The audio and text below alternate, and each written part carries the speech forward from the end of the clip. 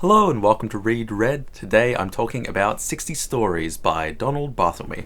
I think it was in my bookshelf tour video, my 2022 bookshelf tour video, where I pointed to my 2023 TBR shelf and I was like, hey, these are my next most immediate reads. And if I recall correctly, I think Donald Barthelme's 60 Stories was on that list, and it's already August, so that's how things go. But I am glad that I finally got around to reading this book, because in the same way that William Gass and William Gaddis are always seem to almost be always mentioned together whenever Michael Silverblatt is talking about them. I had a similar experience of him saying John/Jack Barth and Donald Barthelme. I read Lost in the Funhouse and I really enjoyed it. I knew that this was, 60 stories. I knew that they were going to be short stories, and as I talked about in my Bernhard's the Loser video, kind of flipped through to see what physical things are going on,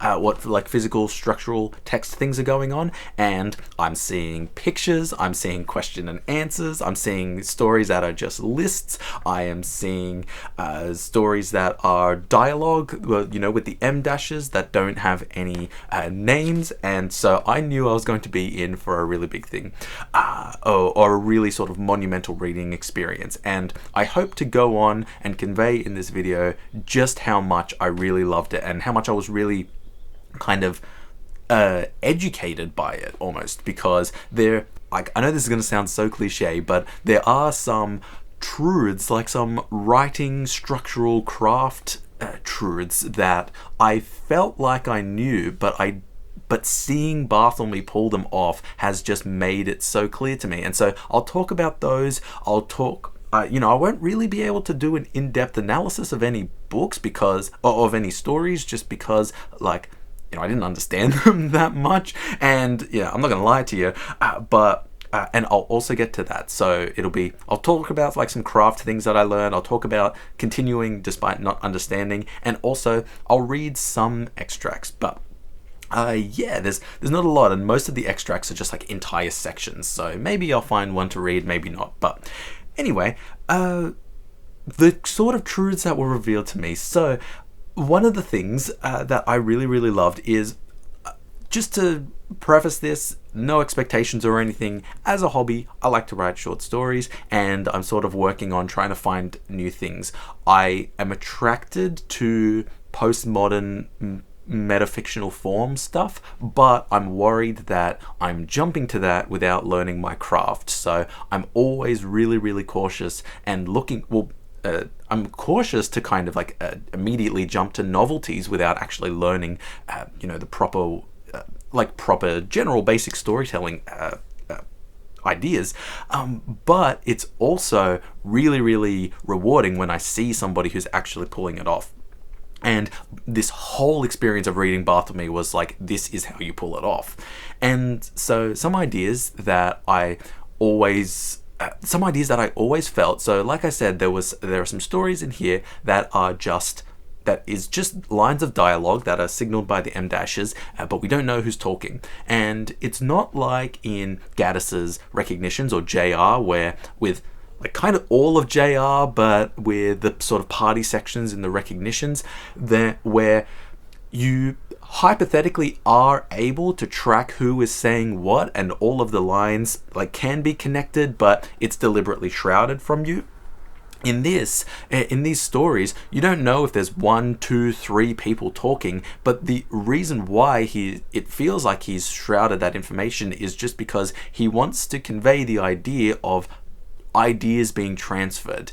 And I was like, oh, that makes so much sense, because when I'm talking to myself, like I kind of am now with a camera, but when I'm talking to myself, I'll have an idea and then I'll sort of present that, but in the back of my mind, I'll already have a kind of counter to that idea. And so alternate me will present the antithesis to that thesis, and then we'll sort of battle it back and forth. We'll try and come to a thesis, and that is a very, very natural process. I'll present an idea from a perspective that I know is kind of not fully formed, but because I have another idea, I have some other counterpoints ready to come up.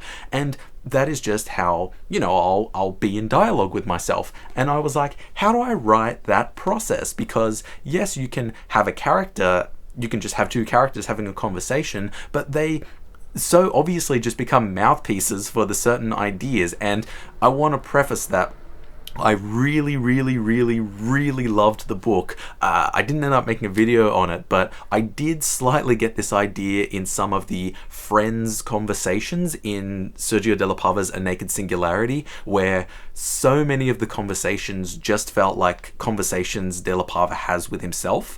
And I kind of enjoyed it because I do that as well, but I did start to feel like there was a flimsiness or a transparency to the characters, and the solution for me was just easy. Just write, this idea is being said. It's not being said by whom it's being said by, but it's just an idea that's being transferred, and it's a conversation, but not a conversation between actual people. And that was just like balloon expanding brain moment. And I know it's so subtle, but just the idea that dialogue can just be information transfer if you don't invent or conjure up physical bodies that are attached to those ideas. I loved it so much. There's another story sort of that almost is like Barthelme being like, all right, let's do something Borgesian or Borges-esque, which is on angels, that I also loved and really recommend. I found that the two stories, partly because they were short, but also because I really liked them, I've gone back and reread like 2 or 3 times, is The Great Hug, which is the interaction between Balloon Man and Pin Lady, or the fated, destined interaction between those two, and also The City of Churches, which is Cecilia moving to this town of churches, and she's sort of an atheist, and she is able to dream her reality. And there was a story where Barthelme has a character describe an orgasm, and I was like, okay, so here's the setup for this story. This woman who's a witch had a 7-year-long pregnancy where she gave birth to a giant emerald that talks, and she's talking to the emerald, and it is just full on like similar dream logic ideas that you get from Gravity's Rainbow. I found, hate to admit it, I really found this more pleasing to read and more kind of more in line with the sort of clarity of writing dreams, whereas Gravity's Rainbow almost had the murkiness of actually literally dreaming. I don't know, it's this weird thing. It's sort of like dreaming with glasses on versus dreaming with glasses off, which is glasses on is like these stories and glasses off was Gravity's Rainbow. But yeah, so like just a lot of these ideas that I got from Barthelme that I'm so excited to just see how they work on me and how they process in my brain. And really, if I was going to kind of try to find a parallel in my music world, so I would probably say, and I really want to stress how much of an influence this is, I would say that I think Barthelme will be as big an influence on my conception of writing and literature as Anthony Braxton was on my idea of music. And if you don't know about Anthony Braxton, go and look him up, sort of learn about him. He's a really, really interesting figure. I have a video talking about a book called Forces in Motion that is sort of a biography interview with him. But I think that a lot of people, so Anthony Braxton is also an avant-garde jazz improviser, composer, but it's really interesting ideas. He never ever shies away from being intellectual, and he writes essays on all of his compositions. And just like that idea, this idea of, there's this sort of romanticism, an idea or a piece can't be explained. He's like, no, here's everything that I wanted to try and explore in this piece. There you go. There's a 4-page essay on composition number 176B. But yeah, so that's how much I really, really want to stress that Anthony Braxton was an enormous influence on my musical kind of brain. And I think Barthelme will be the same. I've already ordered The Dead Father, and I'm very keen to at some point pick up 40 Stories as well. Other than that, I'll read some quick extracts just to sort of give you an idea. just know that the extracts that I'm not reading come from books that come from like stories where the prose is just so like batting so far up above my head. I just I kind of threw my hands up. Actually, that's the other point that I wanted to talk about, is kind of continuing reading on before I read extracts. There are times when, and I wanted to sort of crowdsource or get some ideas from you all, because there are times when I will read a book and I will know that if I'm paying like really, really close attention, then I'm going to get it more. I'm going to see more of the ideas. I'm going to notice some of the tricks. I'm going to not forget character names and things like that. But then there are times when I'm reading a book or reading a story and I just realize I don't know the historical or social context in which it's set. And no matter how hard I just sit and think about it, I'm not going to suddenly learn about these group of people.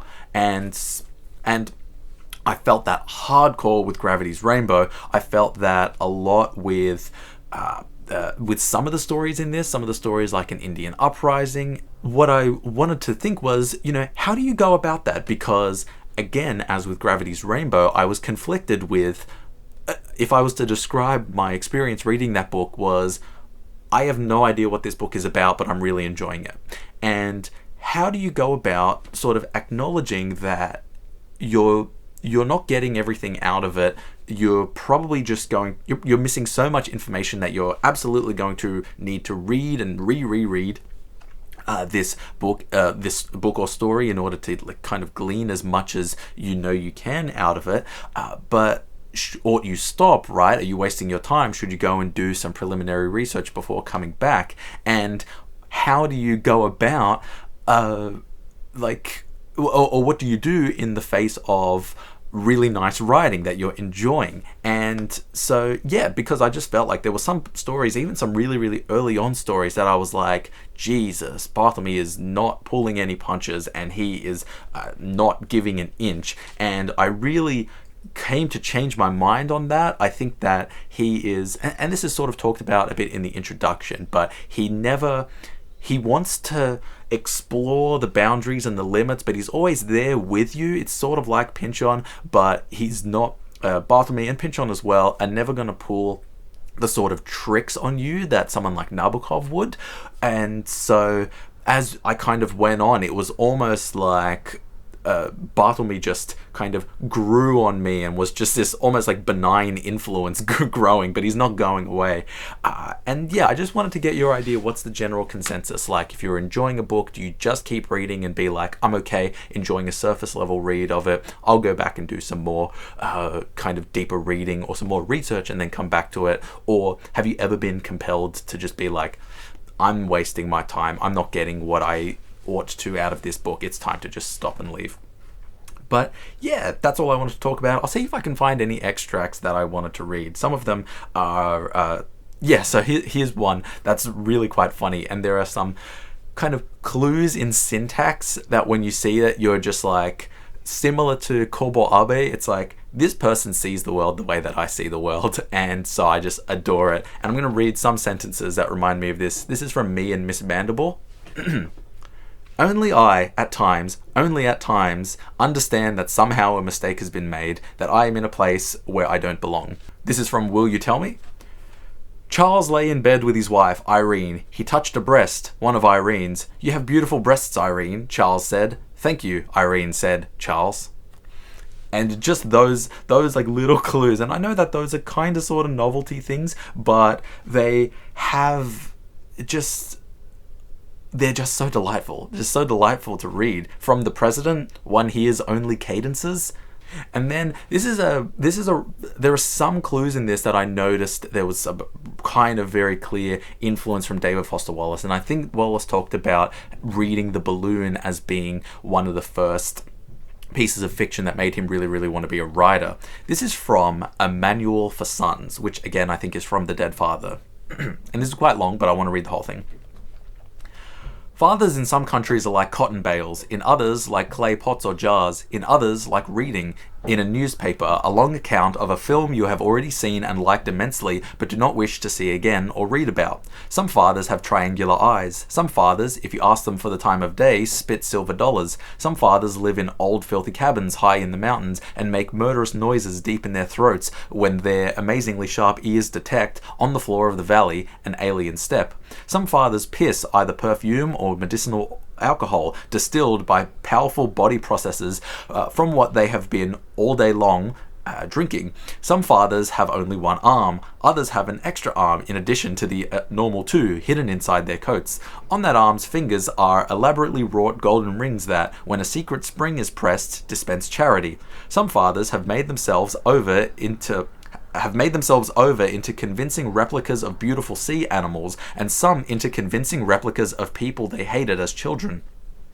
Some fathers are goats, some are milk, some teach Spanish in cloisters, some are exceptions, some are capable of attacking world economic problems and killing them, but have not yet done so. They are waiting for one last vital piece of data. Some fathers strut, but most do not, except inside. Some fathers pose on horseback, but most do not, except in the 18th century. Some fathers fall off the horses they mount, but most do not. Some fathers, after falling off the horse, shoot the horse, but most do not. Some fathers fear horses, but most fear, instead, women. Some fathers masturbate because they fear women. Some fathers sleep with hired women because they fear women who are free. Some fathers never sleep at all, but are endlessly awake, staring at their features, which are behind them.